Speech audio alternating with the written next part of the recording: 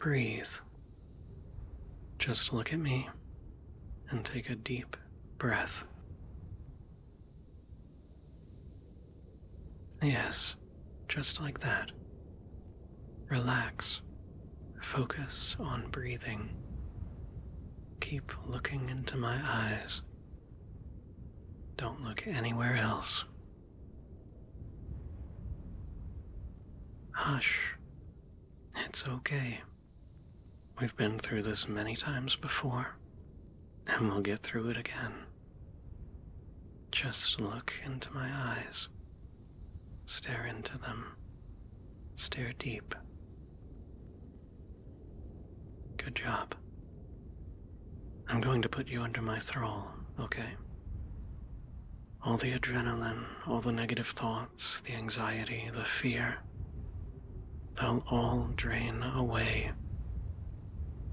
You'll feel so much better. Yes, you'll feel good. You feel good when you give up control to me, don't you? You like it when I put you under, when I make you melt for me. You love it. There's nothing you love more than staring deeply, so very deeply, into my eyes. Lose yourself, my dear. Give me control. Melt for me. Let me in.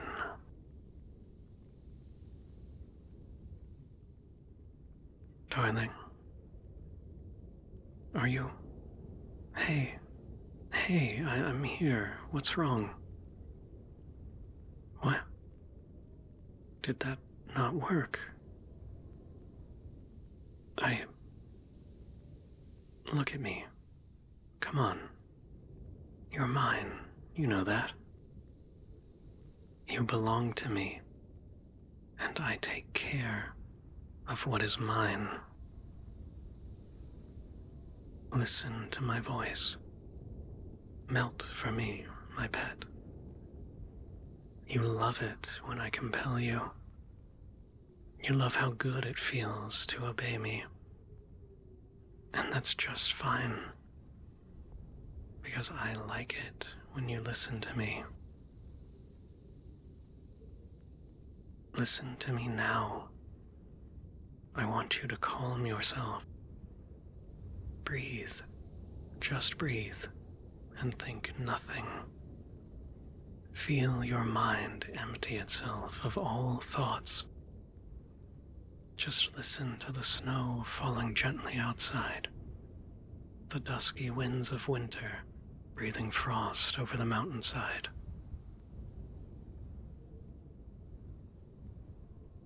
Listen, darling, and most of all, listen to me.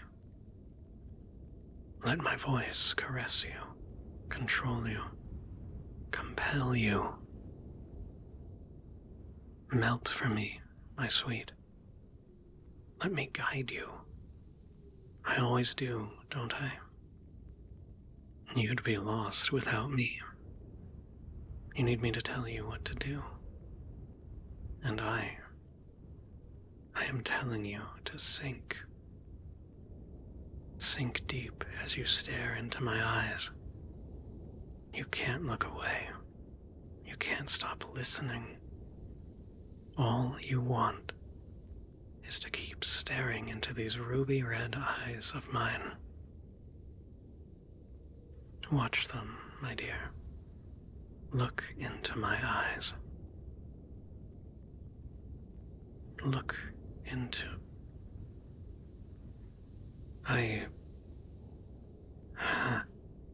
don't understand. Why can't I compel you tonight? You're still distressed. Your heartbeat is so wild, erratic, fearful. You're shaking. Come here, darling. Let me hold you. Please, don't pull away from me. It's me. You know who I am. You love me. I know you do. And I care about you. I want to keep you safe. Let me wrap my arms around you. Please, my dear, I just want to. Darling, why are you backing away from me? Why are your eyes so wide, so broken? What's happening? Oh gosh, it's never been this bad before. I've always been able to put you under. I don't know what's wrong, why my powers aren't working, but I can see how much pain you're in. It breaks my heart. I want to help you, my treasure, but I don't know how. You're flinching away from me. You did it again. Darling, it's me. Can you recognize me?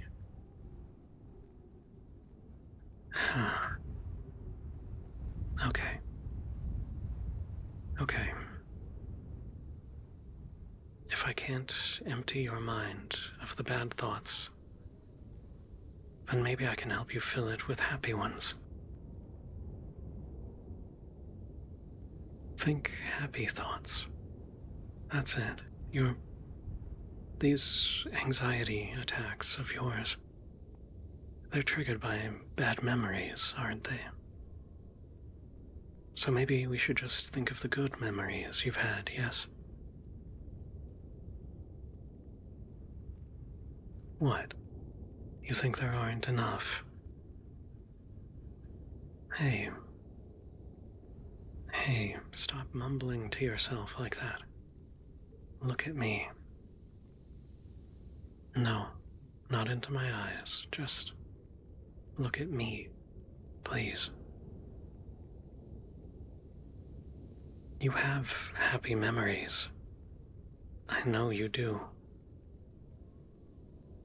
I know because I have so many with you in them. You remember the first time we met, don't you? Try to remember, sweetheart. I know you haven't forgotten. Just think. Think back to when we first met. You're so close. Yes. Yes, it was at the town market. Our eyes briefly met, and then you blushed and looked away. You were buying flowers, lavenders and orchids.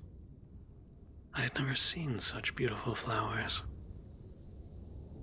Granted, in all my decades of wandering this earth, I had never really paused to look at flowers until I met you.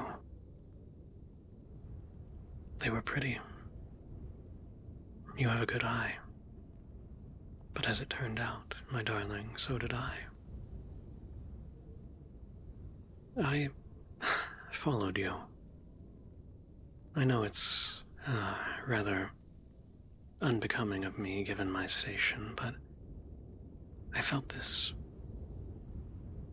need to be close to you, to know you, to walk with you. And so I followed you. Or I would have, if not for what happened. I was surprised when you took an odd turn toward the outskirts of town, into a place few people go on a cold and dark winter's evening. Although, I suppose there's no good or bad time to visit the dead. And so it was in the graveyard that I felt I was seeing something I shouldn't. When you knelt before your mother's grave and put the flowers there so gently, I had no business being there. I saw your face in the bleak shadows of the day, and I suddenly felt sad. I wanted to leave you to mourn peacefully in solitude, but a part of me also wanted to hug you, really tightly. And so I faltered. I stayed, caught between departure and desiderata. And I probably would have stood there for an eternity had you not called out to me. Yes, I was spooked. I thought I had hidden my presence well. I expected you to be afraid of me. And you were, initially. But then the night changed, as did the rhythm of your heart. The pulse and pressure. I think maybe you just didn't want to be alone that night. That's why I kept you company. Listened as you told me everything. I was hunting. I had hoped to enthrall you for a bit and see where things went from there, but it was I who had gotten smitten more and more with you, with each word you said. I escorted you home that night, and didn't even ask to be invited in. I mean, after everything you'd confided in me, it seemed like a really bad time to drink your blood.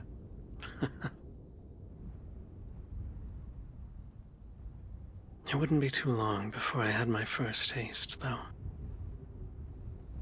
I was deeply intrigued by you. I found out everything about you. How alone and lonely and scarred you were. How my kind had taken so much from you. And yet, you didn't run away from me. You didn't deem me a monster, a heartless and truly vile creature, despite what I am. Despite me being those very things. No, there are things I've done that I'm not proud of. It's the price one pays in pursuit of power and privilege. My sisters and I have tried to rule over these lands with a gentle hand, but we're far from perfect. And even then, you...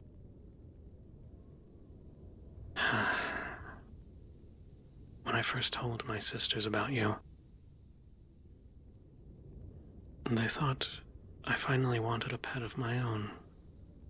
And that was not entirely wrong, I suppose. But it was also more than that. Yes, my sweet. We were friends, and then lovers. I wanted, no, needed your companionship. 200 years is a long time. I hadn't realized just how long until I met you.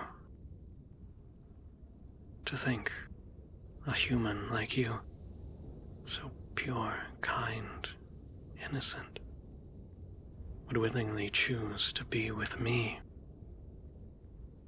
I couldn't believe it. But hey, I wasn't going to question it. I'd much rather have you as you are than a permanent thrall that can't think for itself. I can't be selfish, even if it might stop these painful episodes forever. You wouldn't remain yourself. You would do anything to please me. You'd obey my every instruction as if it were gospel, but I am not just your mistress, my dear. I am your partner, too. Partner. That's the word you used. It sounds so lighthearted, so casual for what we have. But I think it's nice enough. Partner. Do you remember how high you jumped when I ambushed you in the gardens? Poor startled little thing. Well, my dear, you had it coming. I'd invited you to the royal banquet, and you just stuck to the walls and slipped away outside without even talking to me once. I was so offended. Right. You thought I was busy socializing with other guests. Silly thing. You really thought I didn't have some very specific ulterior motives for inviting you there.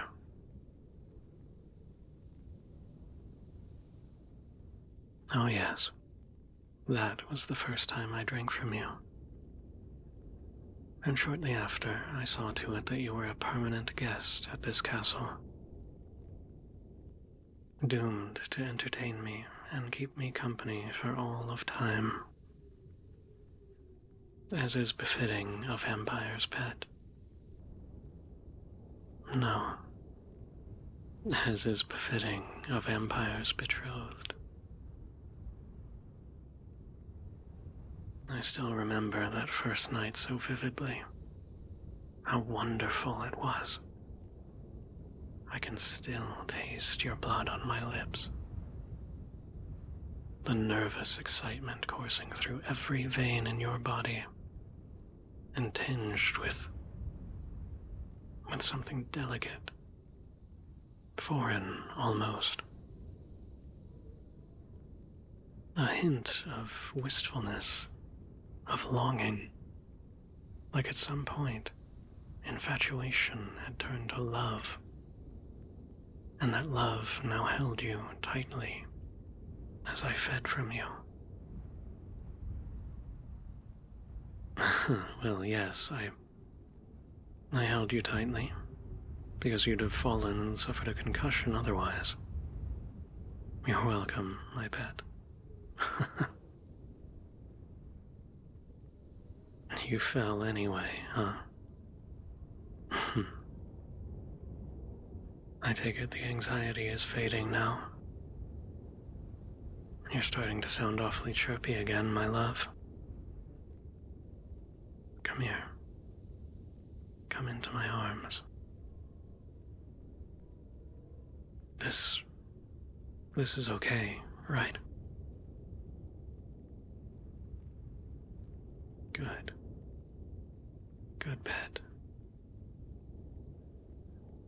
I've got you. There's nothing to be scared of anymore.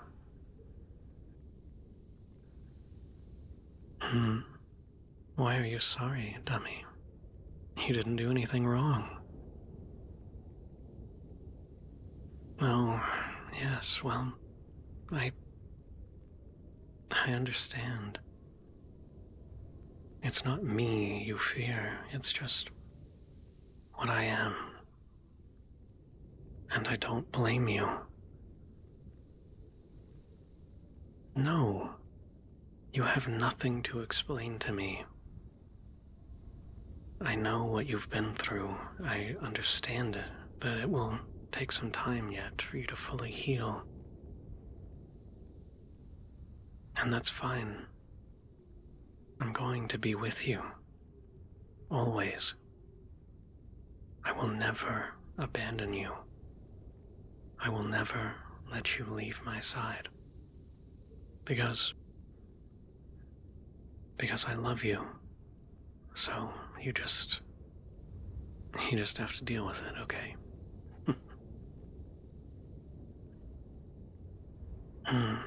Even if you're not my thrall, you can never leave me.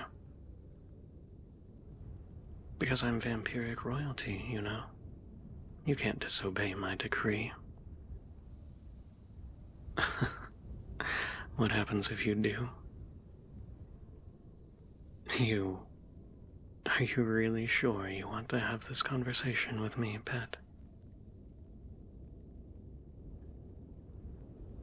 Oh, my sisters won't have to hunt you down.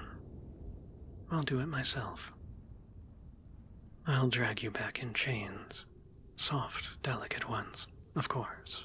And then I'll I'll keep you locked away in here for all of eternity.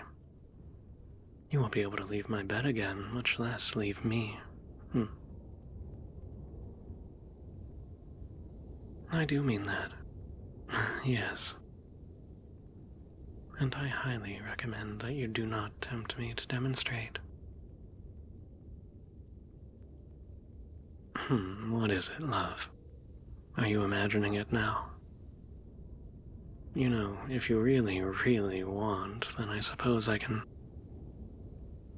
Huh?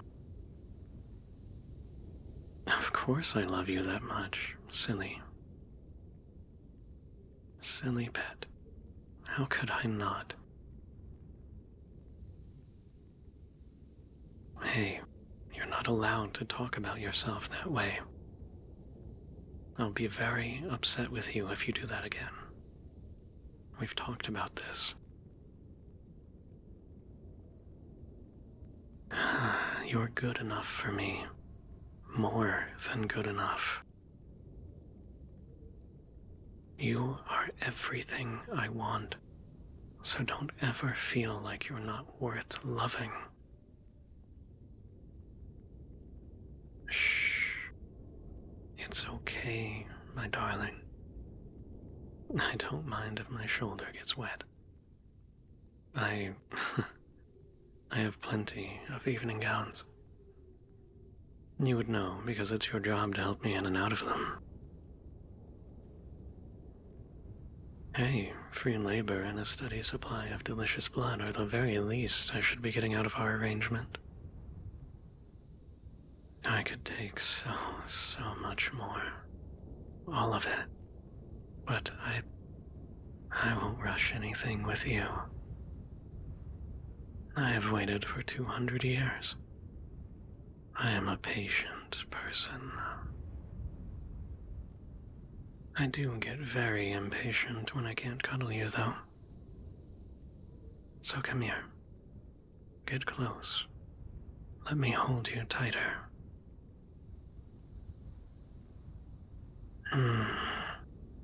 Good pet. I'm sorry that I wasn't able to compel you this time. It's possible I have come to rely too much on my supernatural charms, as you call them. It's just, there aren't many people I can be vulnerable around. Around whom I can be, you know, human. Yes. There aren't many people like that. Which is why I'm not very good at this sort of thing. Just talking about feelings and whatnot. But I promise I'll try for you, alright? Of course I will. I won't let you be sad or hurt ever again. I will not allow it.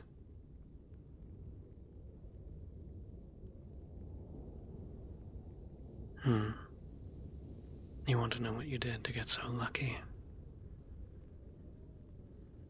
Oh, I don't know. I guess you were just there. You were there for me. It's honestly as simple as that. Yes, it's enough. It's everything.